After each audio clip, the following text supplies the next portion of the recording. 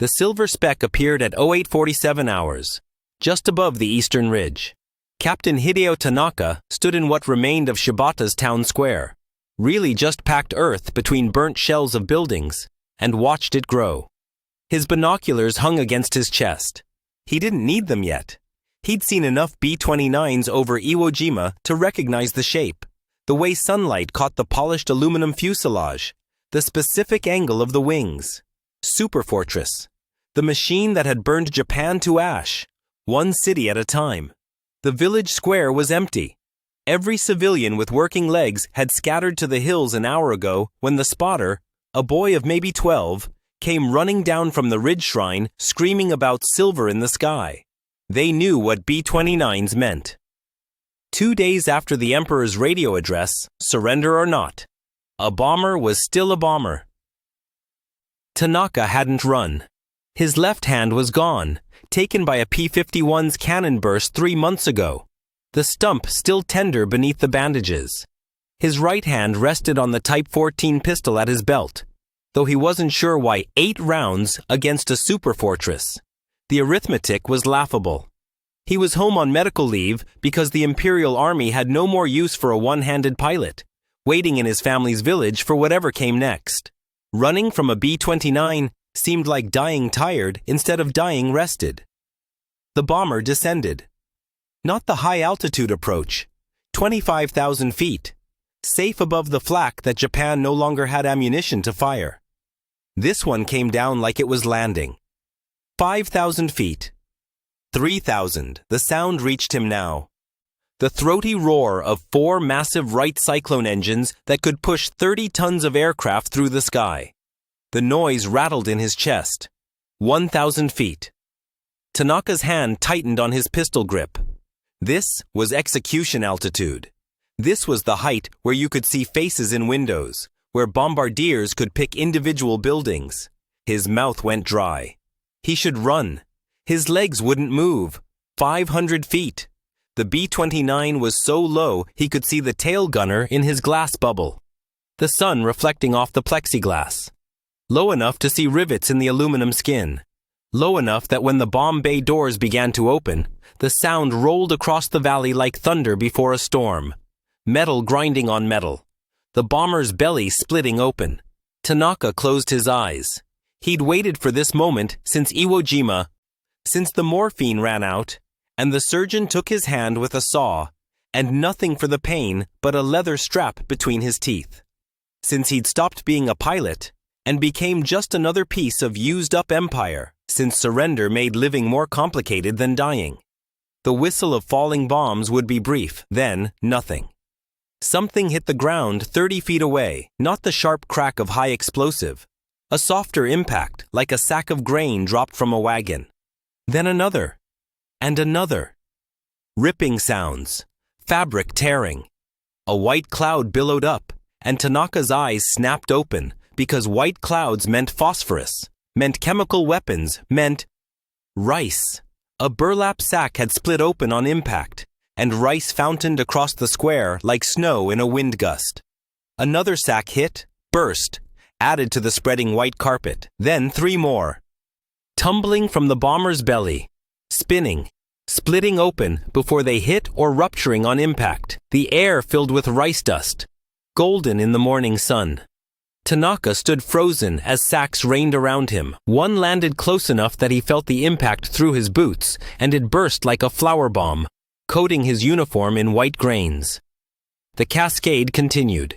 10 sacks, 15, 20, until the bomber's bay was empty, and the square was drowning in rice.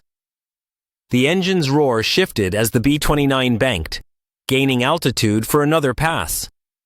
Through the settling dust, Tanaka could see rice everywhere, piled against the burnt corner posts of the old Taniguchi house, spilled across the stone well housing, flowing into the irrigation ditch in a white river. He looked down. He was standing ankle-deep in rice. More rice than he'd seen since before the war.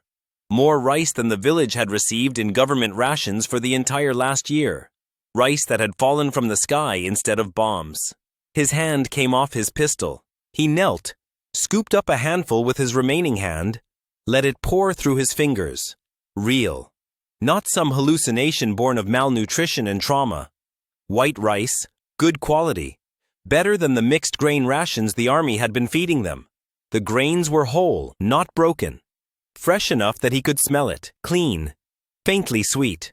The bomber completed its turn. Tanaka's head jerked up. It was coming back, descending again to that impossible 500-foot altitude.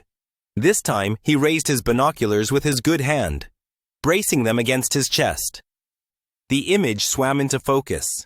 The waist gunner visible in the side blister. The gun pointed down, but not aimed. Just pointing. Neutral. The gunner's face was clear enough to see his expression. Young, maybe 25. He was looking down at Tanaka, not through a gun sight, just looking, watching, seeing a Japanese officer in full uniform standing in a rice-covered square, staring back up at him. The American didn't fire. The bomb bay was open again, and Tanaka watched more sacks tumble out. These ones were different. White canvas with red crosses painted on the sides. They hit and split, and even from 70 feet away, Tanaka could see bandages spilling out, metal gleaming in the sunlight. Medical supplies. He tracked the bomber through his binoculars as it banked again, climbing now, turning east toward the coast, toward whatever carrier or Okinawa base it had launched from. The nose art was visible for just a moment. A cartoon woman in a red dress, winking, one hand on her hip. Below it, in flowing script, Tokyo Rose, the name of Tokyo's propaganda radio personality. Americans putting her on a bomber, making her a joke. Making everything a joke, maybe. The B-29 became a speck again, then vanished over the ridge. Tanaka stood in the settling dust and silence, still holding his binoculars, surrounded by more food and medical supplies than Shibata had seen in 2 years. His uniform was white with rice dust. His boots were buried in grain. A case of something, bandages or medicine, had landed close enough that he could see the English text stenciled on the wood. U.S. Army Medical Corps. They had dropped food on a military officer. In full uniform. While he was armed. They could have killed him. The bomber had been low enough that the waist gunner could have cut him in half with that .50 caliber. Instead, they'd buried him in rice. From the hills, Tanaka heard voices. Tentative. Frightened. The villagers emerging now that the engines had faded. His grandfather would be among them, too old to run far, probably watching from the shrine. They'd come down slowly, expecting to find him dead, expecting ash and craters. They'd find rice instead. Tanaka lowered his binoculars. His hand was shaking, not from fear. That had burned off somewhere around the second pass. This was something else. Something that felt like his entire understanding of the world had just been dropped from 500 feet and split open on impact. He looked up at the empty sky where the B-29 had been, where the enemy had been, where mercy had been. His knees buckled. He sat down in the rice, just sat, legs folding, his stump aching, his good hand still clutching those binoculars. Rice piled around him like snow, like abundance. Like a gift from an enemy that had every reason to hate him, to kill him, to leave him to starve. They'd fed him instead. Tanaka didn't understand. He sat in a drift of American rice, completely defeated by kindness, and tried to make the mathematics work. B-29s meant death. That equation had held true for 2 years. Every pilot knew it. Every civilian knew it. The Silver Fortress brought fire and high explosive and the end of the world. Except today, it had brought rice. He was still sitting there, covered in white dust, when the first villagers reached him. Still trying to understand what had just happened. Still alone, armed, and utterly broken by an enemy that had refused to fight. The bomber circles back. Tanaka watches it bank against the morning sky sunlight catching the bare aluminum skin. He's standing in the rice now. White grains, ankle deep, where the first sacks split open. Around him, faces emerge from the hills. His grandfather, moving with the careful steps of a man who's seen 83 summers. The Watanabe family. 3 generations compressed into a single gaunt unit. Children with stick-thin arms and distended bellies. They stand at the square's edge like deer at a clearing, ready to bolt. "It's poison!" Mrs. Kimura shouts from behind an overturned cart. Her voice cracks. "Americans don't give gifts." Tanaka doesn't answer. He's watching the bomb bay doors open again. More sacks tumble out, different this time. White canvas with red crosses painted on the sides. They spin in the air, splitting open before impact. Bandages unfurl like streamers. Metal instruments scatter across stone. A case of something glass shatters 50 feet away with a sound like wind chimes. Medical supplies. Tanaka walks to the nearest concentration, surgical scissors still wrapped in paper. Sulfa powder in sealed packets. Morphine ampules, a dozen unbroken. He picks up a roll of gauze. Clean, white, factory perfect. At the Imperial Army Field Hospital in Yokosuka, they were boiling used bandages, hanging them to dry, reusing them until they fell apart. They had nothing for pain except sake and prayer. This is better equipment than the Emperor's own forces possessed. "Captain?" His grandfather's voice, quiet.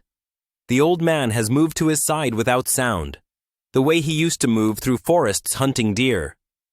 What does this mean? Tanaka doesn't know how to answer.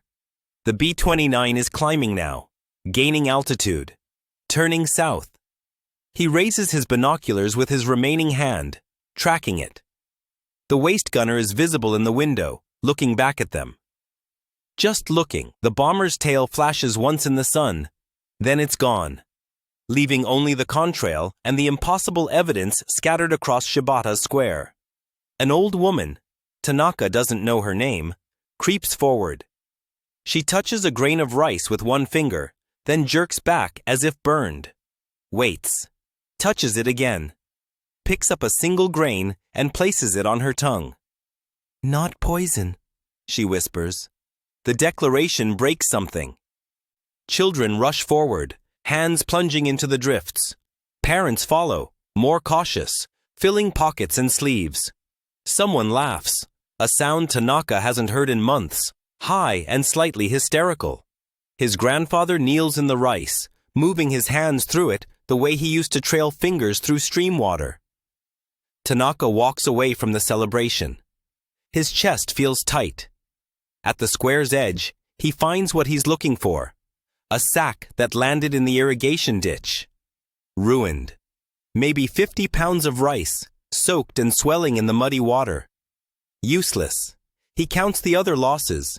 Bandages in the dirt. Shattered medicine bottles. A carton of cigarettes that burst open on the rocks. Individual packs scattered and crushed. The waste is staggering. The Americans had calculated this. They knew a third of what they dropped would be destroyed by impact, contaminated by dirt, lost to breakage. They dropped anyway. They dropped more to account for it. The Imperial Army would have court-martialed an officer who lost a single bag of rice to carelessness. The Americans were wasting more than entire Japanese units possessed, and they treated it as acceptable mission parameters. "Captain Tanaka?" He turns.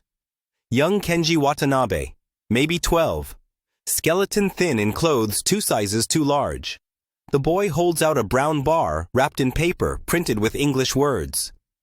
"What is this?" Tanaka takes it. Hershey's. He knows the name from propaganda posters showing American decadence. "Chocolate," he says. "Can I eat it?" "Yes." The boy tears into it like a starving animal, which he is. Tanaka watches him, then looks back at the ditch, at the ruined rice no one will retrieve, because there's too much good rice to bother with salvage. By noon, the square resembles a depot. His grandfather, who fought in the Russo-Japanese War and understands logistics, has organized the counting. The old man reads numbers aloud from a piece of paper, his calligraphy precise. 12 tons of rice. 4 months' supply for the village at civilian rations. 600 pounds of powdered milk. 400 pounds of coffee. What's coffee? Someone asks. 200 pounds of chocolate. Medical supplies, value unknown. 50 cartons of cigarettes. Tanaka does the mathematics. At black market prices, this single drop represents more wealth than everyone in Shibata combined has seen since 1942. The Americans had loaded it onto a single bomber and thrown it away on 400 civilians in a village that barely appears on maps.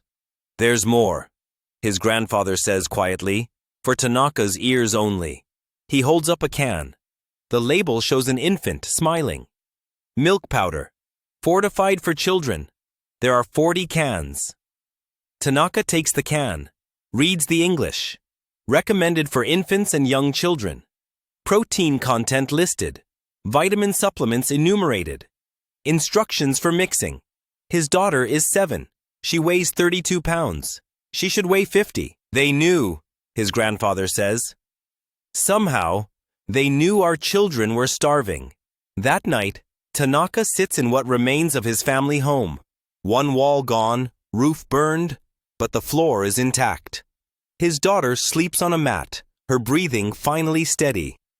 She drank American milk 2 hours ago, actual milk, reconstituted from powder, sweet and rich. She cried while drinking it. He hasn't told her yet that it came from the enemy. He doesn't know how to explain it. His writing kit survived the firebombing. Lacquered box, intact brushes, inkstone. He sets up by candlelight and begins a letter to Colonel Yamamoto, his former commanding officer. Last known location, a processing camp in Manchuria. Sir, I must report something that contradicts everything we were taught. His brush stops. He stares at the characters. To write this is to confess that their entire war was built on lies. But Yamamoto taught him to report observations, not wishes. To document what is, not what should be. 3 days ago, a B-29 dropped enough food on Shibata to feed us for months. Not by accident. On purpose. They circled back to add medical supplies. I stood in full uniform, armed, and they did not fire. They fed us instead. He describes the rice, the waste, the impossible abundance. His brush moves faster, the characters less perfect. Emotion bleeding into the strokes. I have been thinking about the battles we fought. About what we did to enemy prisoners and civilians because we were told Americans were demons who showed no mercy. But sir, I held my daughter yesterday for the first time in 2 years. She is 7. She weighs 32 pounds. The Americans sent powdered milk. Demons do not send milk for children. His hand is shaking. Ink spatters the paper. He sets down the brush, closes his eyes, breathes. Outside, someone is singing. A children's song. One he hasn't heard since before the war. Full bellies make music possible again. He picks up the brush. Either everything we were told was a lie, or Americans are not human in ways I do not understand. I am writing to you because you taught me to report what I observe, not what I wish to see. I observe that the enemy feeds their enemy's children. We did not do this. We would not have done this. I do not know what this means, but it means something.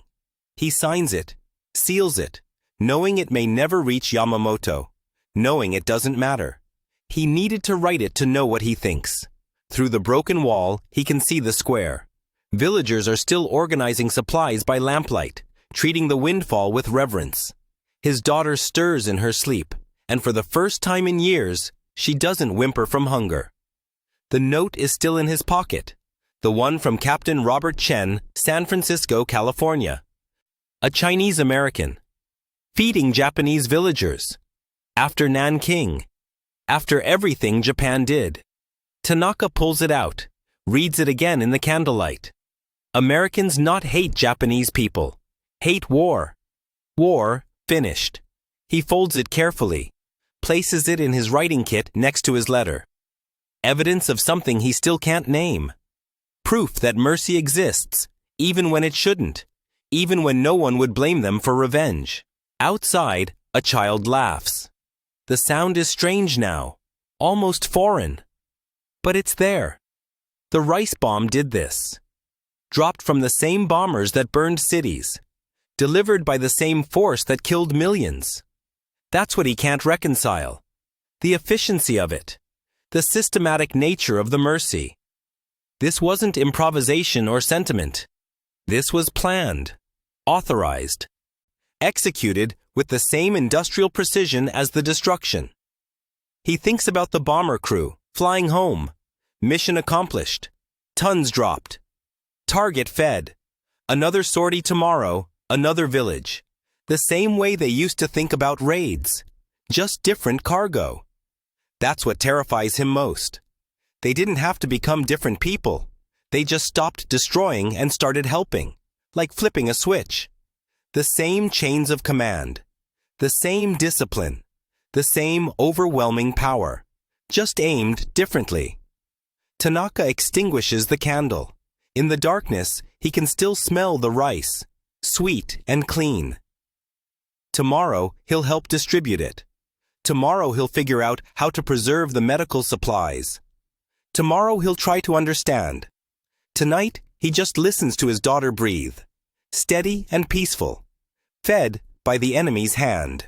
By noon, the village square had become an accountant's fever dream.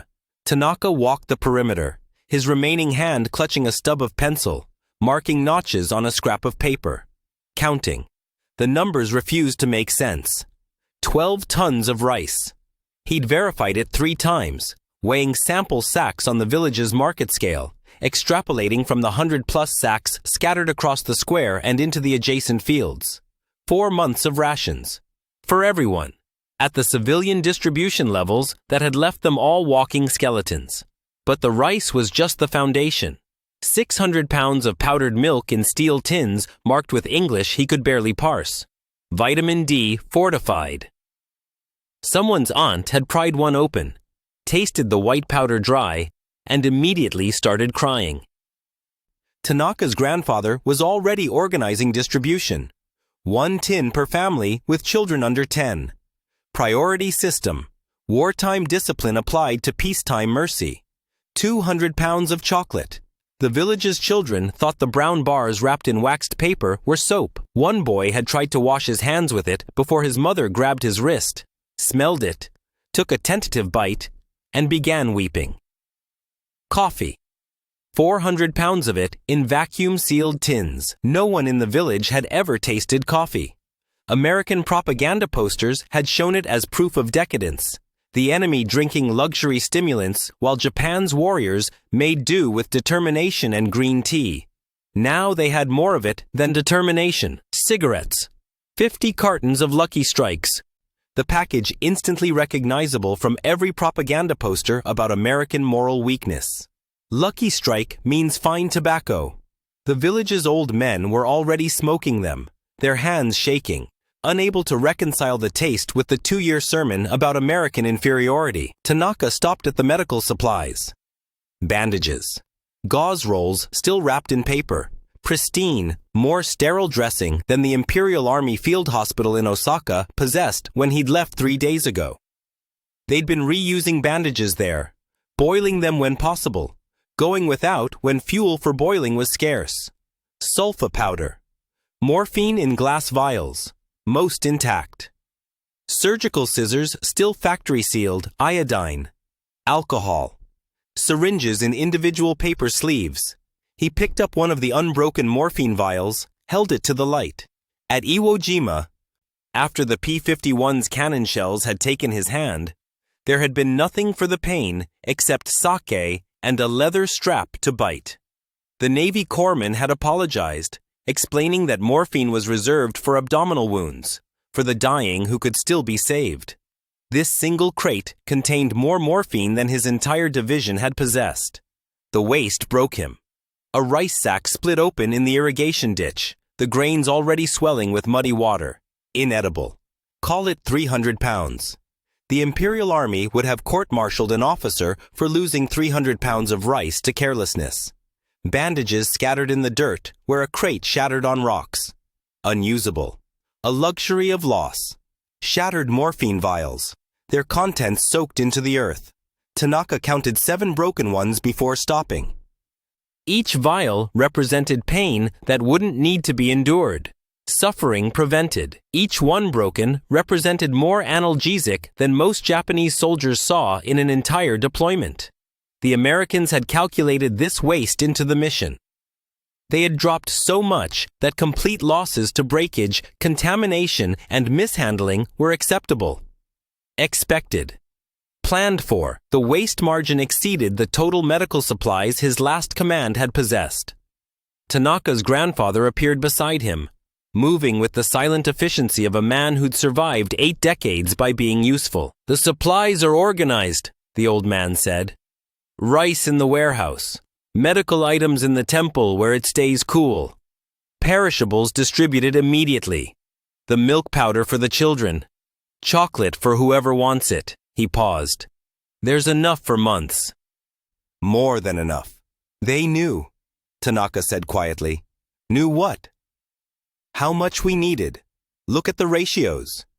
Tanaka gestured at his notes. 12 tons of rice, but 600 pounds of milk powder.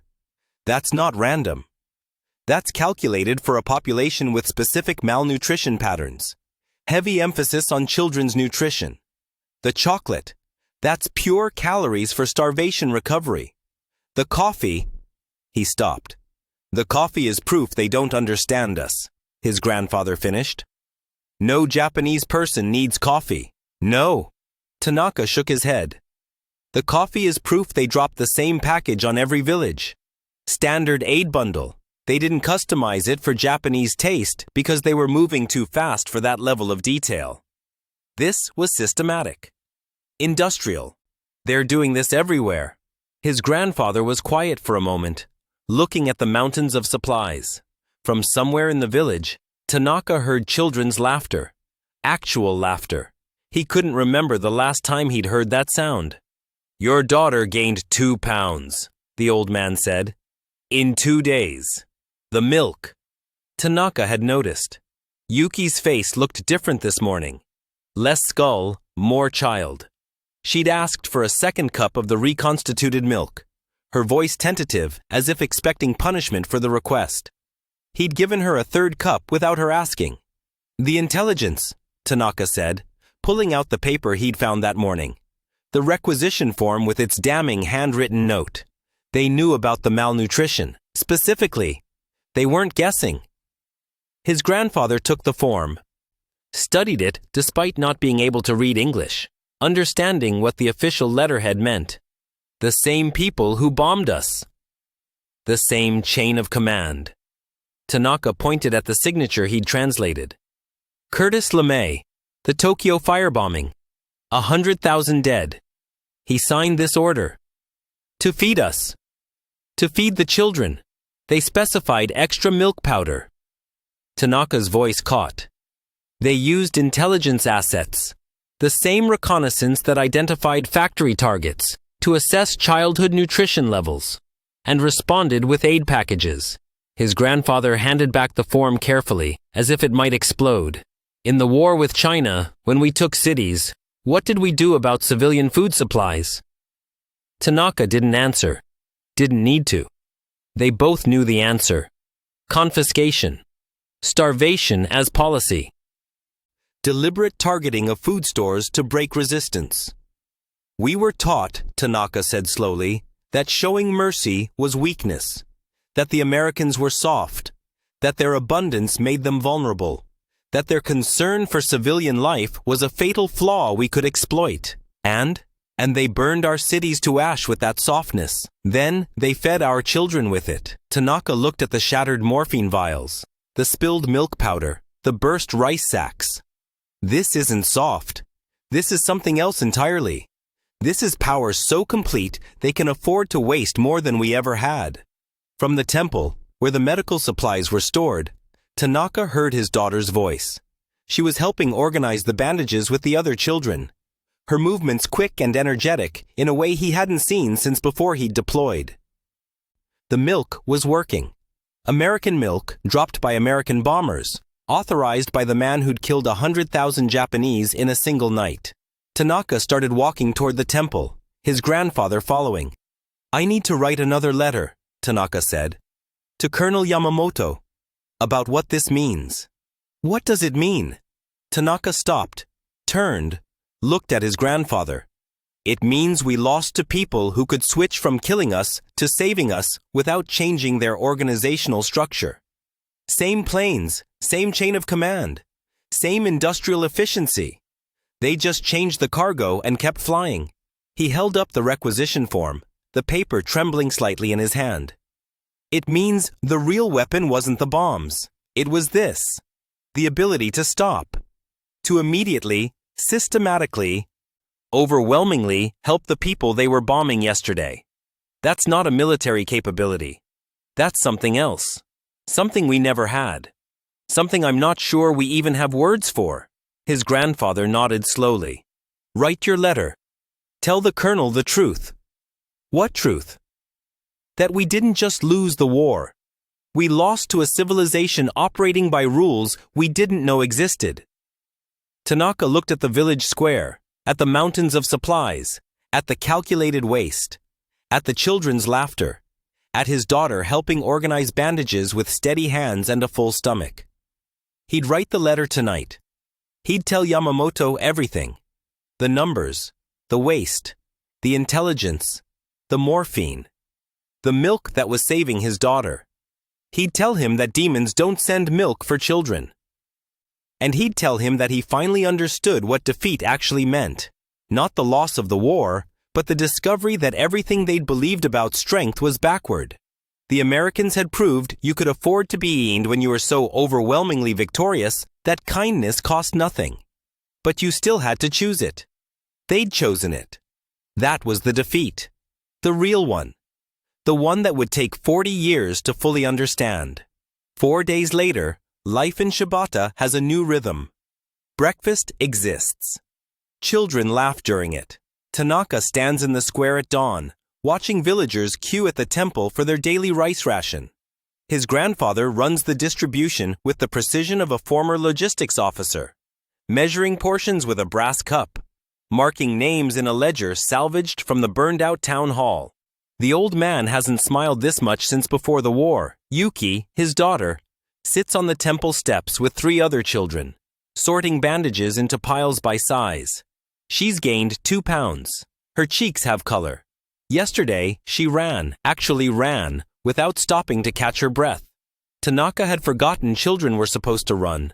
The morphine sits locked in the temple's inner chamber, guarded like sacred relics, which they are. The village headman's wife has kidney stones. For 3 months, she's screamed through the nights. Last night, she slept. 1 vial of American morphine bought her 8 hours of peace. Tanaka's grandfather approaches across the square, his gait urgent despite his age. He's holding something. A piece of paper, crumpled and oil-stained, smoothing it against his chest as he walks. I found this. The old man's hands shake as he extends the paper. At the bottom of the last rice sack, the one we emptied for storage yesterday. English text. Dense blocks of typewritten words arranged in neat columns. The precision of military bureaucracy.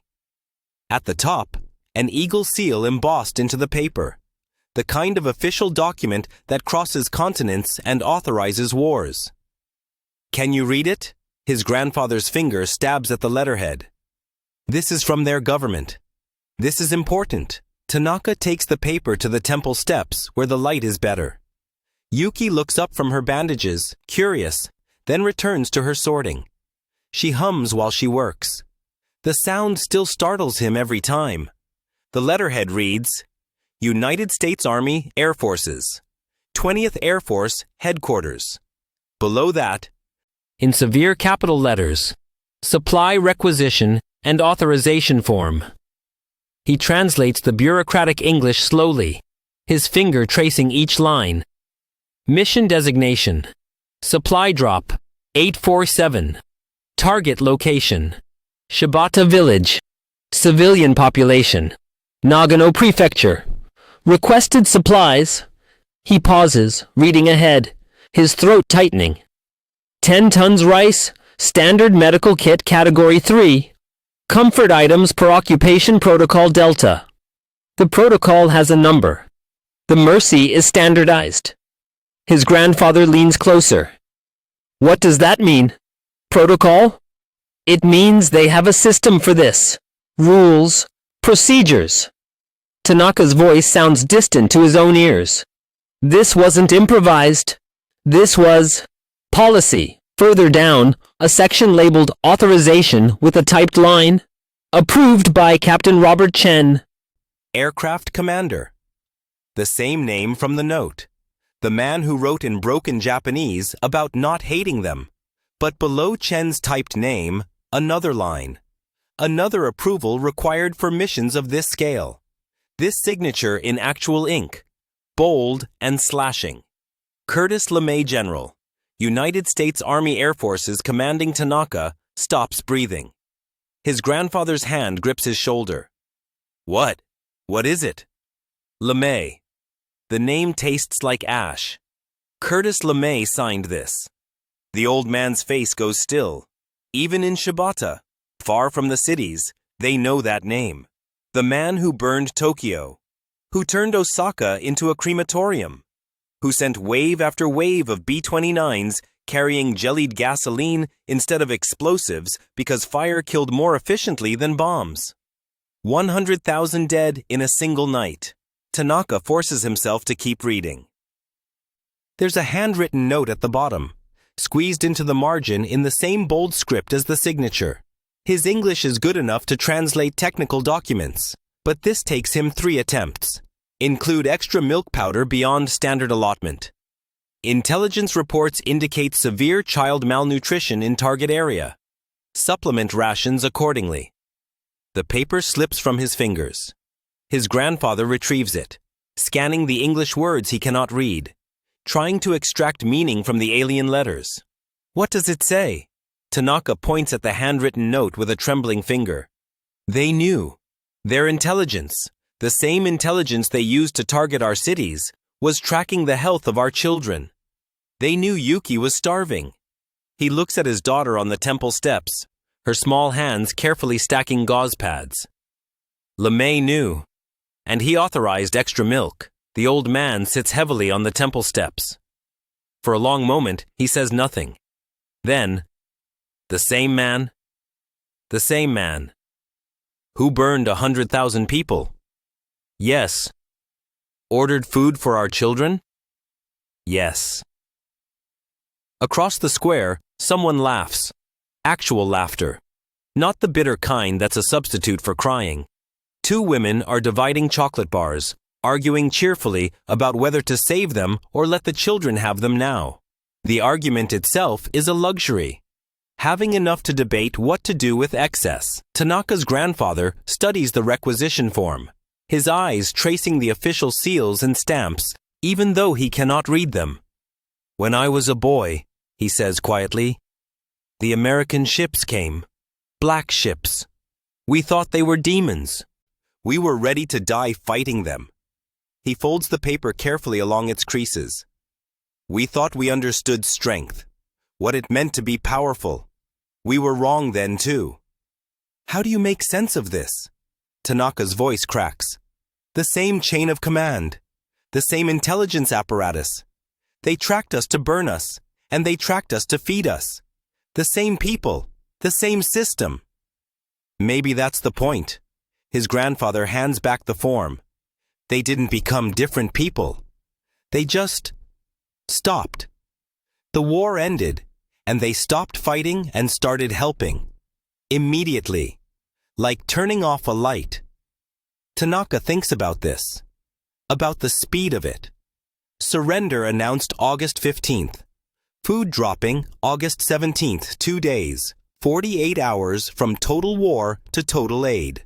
We couldn't have done that, he says, if we'd won. If the emperor had stood in the White House and announced American surrender. He doesn't finish. They both know. The reprisals would have lasted years, decades. The hatred would have been policy. His grandfather touches the paper, his finger resting on LeMay's signature. This terrifies me more than the bombs did. Why? Because I understand bombs. I understand hatred and revenge. I understand an enemy who wants to destroy you.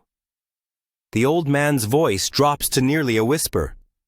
But an enemy who burns your cities and then tracks whether your grandchildren are getting enough milk?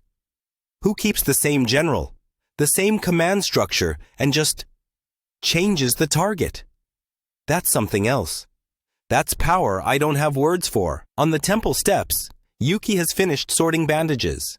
She's moved on to the chocolate bars, carefully breaking a Hershey's bar into squares, counting them, dividing them equally among the other children with the seriousness of a mathematician. Fair shares. Enough for everyone. The American milk did that, made her strong enough to think about fairness again, instead of just survival. Tanaka folds the requisition form, creasing it precisely. The paper feels heavy, significant beyond its weight. This isn't just a document. It's evidence. Proof of something he still doesn't fully understand, but knows he needs to preserve. I'm keeping this, he says. Why? Because someday, I'll need to prove this happened. That the man who burned Tokyo also fed Shibata. That the same signature authorized both. He looks at his daughter, her cheeks no longer hollow, her hands no longer shaking from hunger. That someone with every tactical and moral reason to let us starve made a note in the margin about extra milk powder. His grandfather nods slowly. What will you do with it? I don't know yet. Tanaka slips the form inside his jacket, against his chest. But this matters. This means something. The mercy isn't the miracle. Mercy I could understand. The miracle is that it was systematic, planned, executed with the same efficiency as the destruction. That's what I need to remember. Why? Tanaka watches Yuki distribute chocolate to the other children, making sure the smallest gets an equal share. Because I was taught that strength means never showing mercy. That victory means destruction. That peace comes from making your enemy unable to fight. He touches his jacket where the paper rests. But they were completely victorious. They could have done anything, and they chose this. That's not weakness. That's something else entirely. Across the square, the morning rice distribution continues. People who were starving 4 days ago now debate whether to make rice balls or porridge. The temple storeroom holds enough food to carry them through winter. American cigarettes are trading at a premium in the next village over. Someone has brewed actual coffee, and the smell drifts across the square like a memory of peace. And in his jacket, against his heart, Tanaka carries a piece of paper that explains nothing and proves everything. That their enemy tracked their children's malnutrition with the same precision they tracked their military installations. That mercy, for the Americans, was apparently as much a matter of logistics and protocol as destruction had been. That Curtis LeMay, the man who made the rivers of Tokyo boil, had personally authorized extra milk powder for a village he would never see, for children he would never meet, because intelligence reported they were hungry. Tanaka doesn't understand it. But he knows, with absolute certainty, that this single piece of paper has destroyed his understanding of power more completely than any bomb could have. The same hand that burned them, fed them. That's not military strategy. That's something else. Something that will take him the rest of his life to fully comprehend. Tanaka arrived early, standing near the fountain where Chen's letter had specified. 40 years. He'd imagined this meeting 1,000 times, but now, watching tourists feed pigeons and children chase each other across the grass, his carefully rehearsed English evaporated. His right hand, the one that had scooped rice from the dirt in Shibata, gripped the silk-wrapped package until his knuckles whitened. An old man approached, moving slowly, a cane in his left hand. The emphysema was audible even at a distance, each breath a calculated effort. Robert Chen was smaller than Tanaka had imagined, his face deeply lined, his shoulders bent forward. But when their eyes met, something clicked into place. Mr. Tanaka? Captain Chen. The English felt strange, formal, insufficient. Chen's laugh turned into a cough. He waved it away, settling onto the bench. Just Robert now. Been a long time since anyone called me captain. He studied Tanaka's face. I always wondered if that rice made it to anyone. We dropped on 16 villages that week. I wrote the notes for all of them. A pause. My Japanese was terrible. Wasn't it? Tanaka sat beside him, the silk package resting on his lap. It was beautiful. A young couple walked past, the woman pregnant, the man's hand protective on her back. Chen watched them, then spoke quietly. My parents were from Canton. I knew what Japan did there. My cousins. He didn't finish. His hands, spotted with age, tightened on the cane. But you have to understand, we weren't dropping food on Japan. We were dropping food on people. Once the war ended, they were just people who needed food. My daughter, Tanaka said, the words coming faster now, weighed 32 pounds when your plane came. 7 years old, 32 pounds. He saw Chen's face change, saw him doing the mathematics of starvation. The milk you dropped, the extra milk.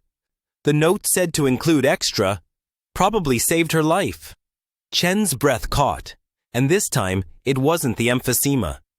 She's a doctor now, pediatrics, works at Children's Hospital in Los Angeles.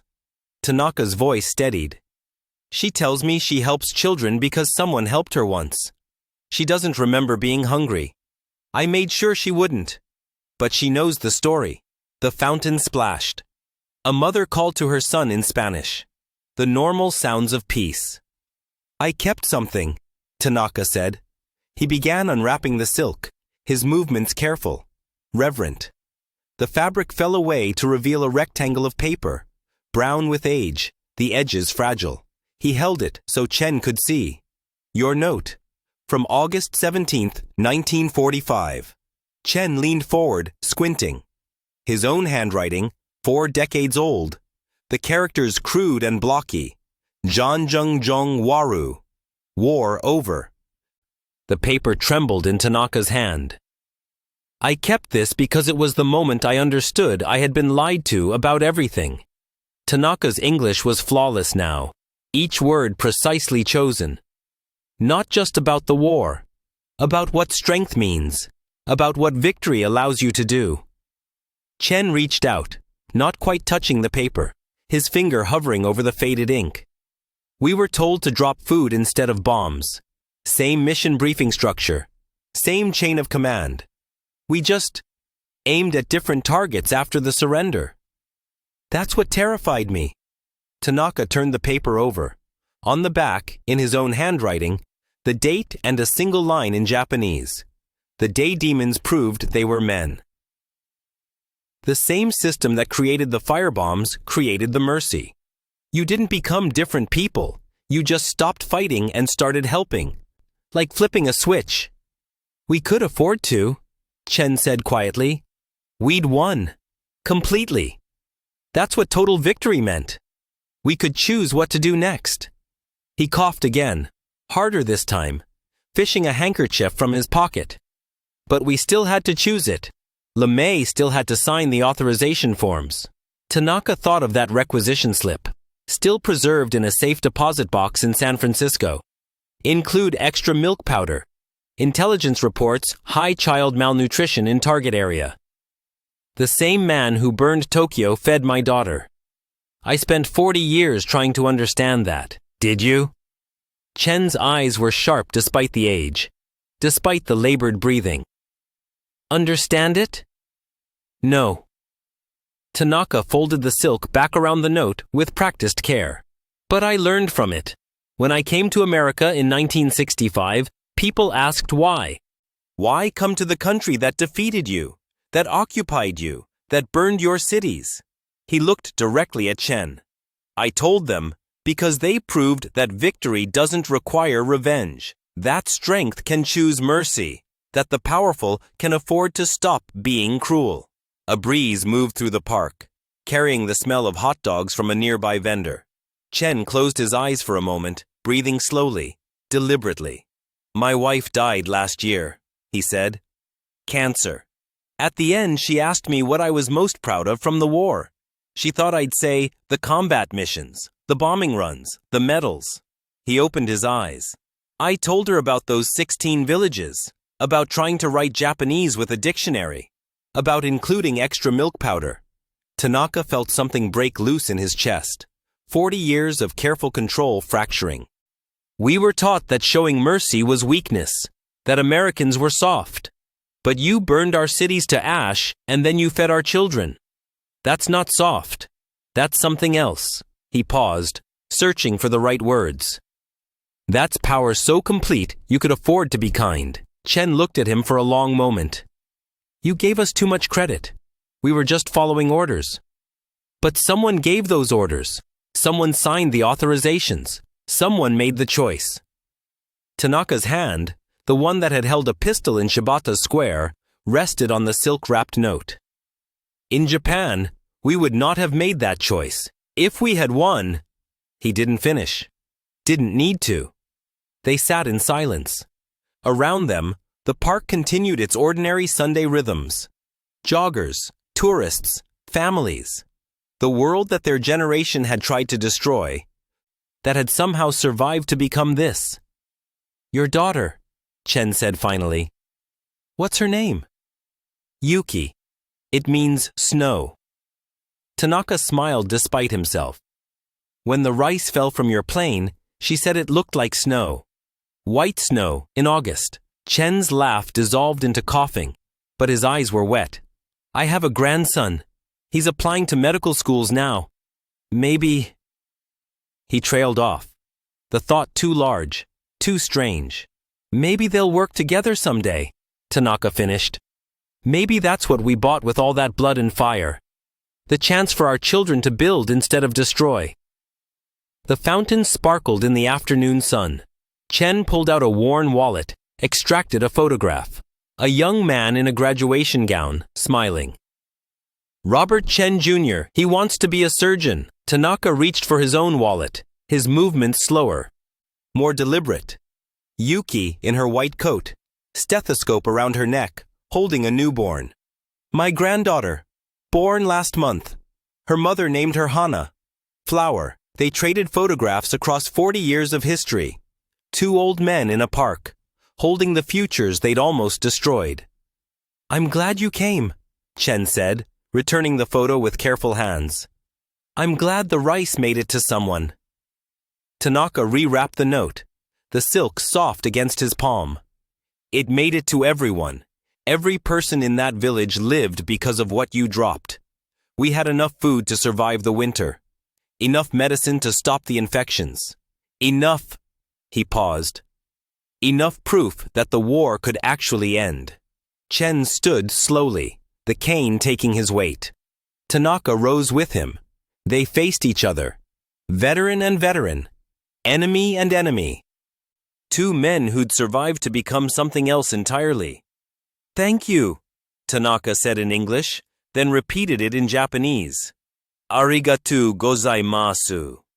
Chen bowed, a small gesture, slightly awkward after decades in America.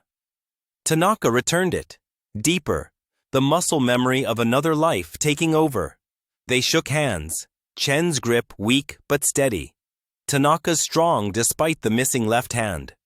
The contact lasted only seconds, but Tanaka felt the weight of it. This simple human gesture that would have been impossible 40 years ago. Unthinkable. An act of treason to everything they'd been taught. My daughter asked me to tell you something, Tanaka said as they prepared to part. She said, tell Captain Chen that every child I save because he saved me first. Chen's face crumpled. He turned away, shoulders shaking, the cane trembling. When he turned back, his eyes were red but clear. You tell her, he said, his voice rough. You tell her that makes every mission worth it. Every single one. They walked together to the park entrance, two old men moving slowly, talking about grandchildren and weather and the small, ordinary miracles of living long enough to become grandfathers. At the gate, they separated. Chen to his car, Tanaka to his hotel. Tanaka looked back once. Chen was still visible, a small figure leaning on his cane, looking up at the sky where B-29s had once flown. The note rested against Tanaka's chest, wrapped in silk, carried across an ocean, and 4 decades. Evidence of the day the bombs became rice. The day mercy fell from the sky like snow in August. The day he learned that true power wasn't the ability to destroy, but the ability to stop destroying the moment it was no longer necessary. He walked into the San Francisco afternoon, an American citizen, a successful businessman, a man whose daughter saved children because someone had once chosen to save her. The rice bomb had done its work after all.